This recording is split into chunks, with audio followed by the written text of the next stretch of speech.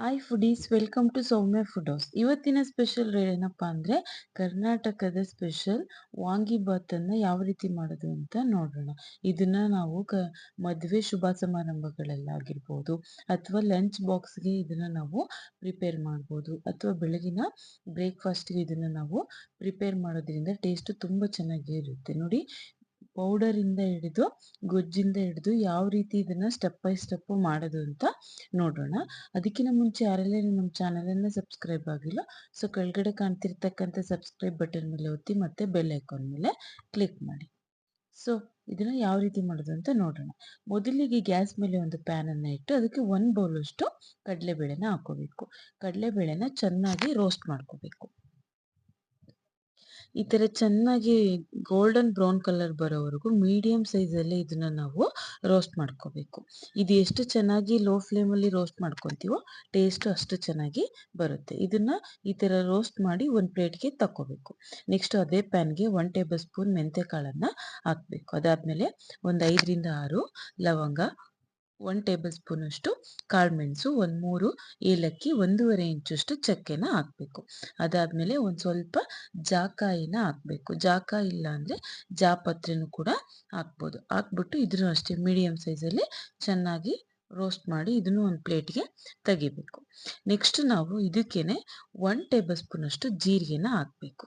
ಅದಾದಮೇಲೆ 1 ಟೇಬಲ್ ಸ್ಪೂನಷ್ಟು ಇದನ್ನು ಮೀಡಿಯಮ್ ಫ್ಲೇಮಲ್ಲಿ ಚೆನ್ನಾಗಿ ರೋಸ್ಟ್ ಮಾಡಿ ಧನಿಯಾನ ಹಾಕಬೇಕು. ಸೊ ನಾನಿಲ್ಲಿ ಧನಿಯಾ ಪೌಡರನ್ನು ಯೂಸ್ ಮಾಡ್ತಾ ಇದ್ದೀನಿ.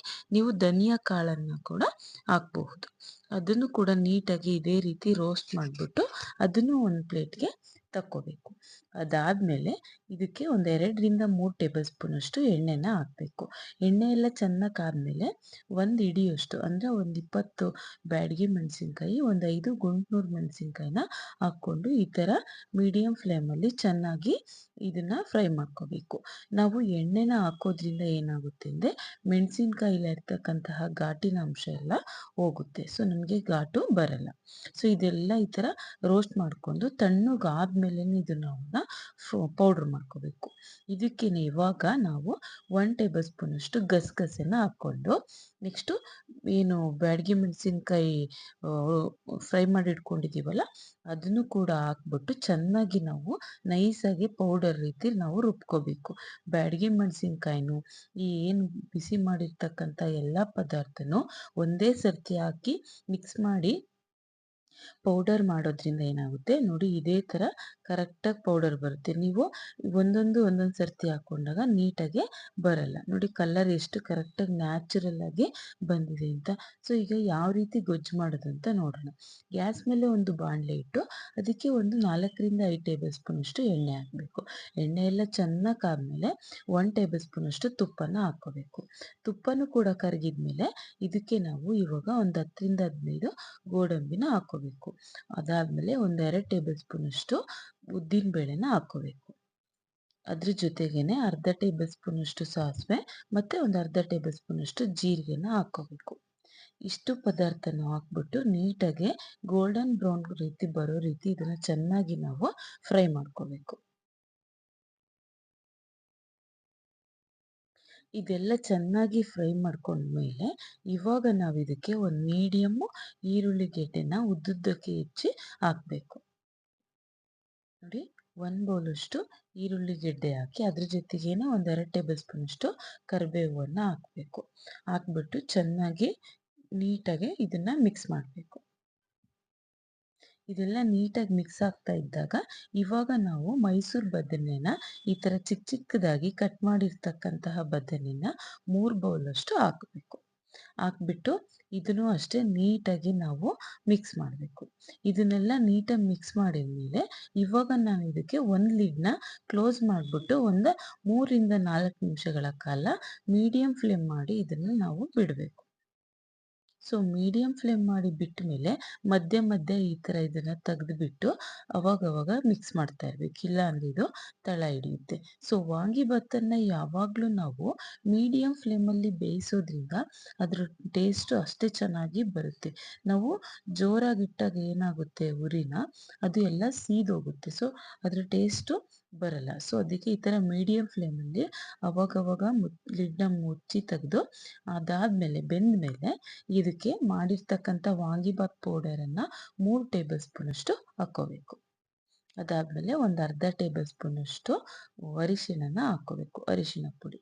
ಅದಾದ್ಮೇಲೆ ಒಂದು 2 ಇಂಚು ಬೆಲ್ಲನ ಹಾಕ್ಕೊಂಡು ನೀಟಾಗಿ ಇದನ್ನ ಮಿಕ್ಸ್ ಮಾಡ್ಕೋಬೇಕು. ಒಂದು 2 ಟೇಬಲ್ ಸ್ಪೂನಷ್ಟು ಹುಣಸೆ ಹಣ್ಣಿನ ರಸನ ಕೂಡ ಹಾಕ್ಕೊಂಡು ನೀಟಾಗಿ ಮಿಕ್ಸ್ ಮಾಡಬೇಕು.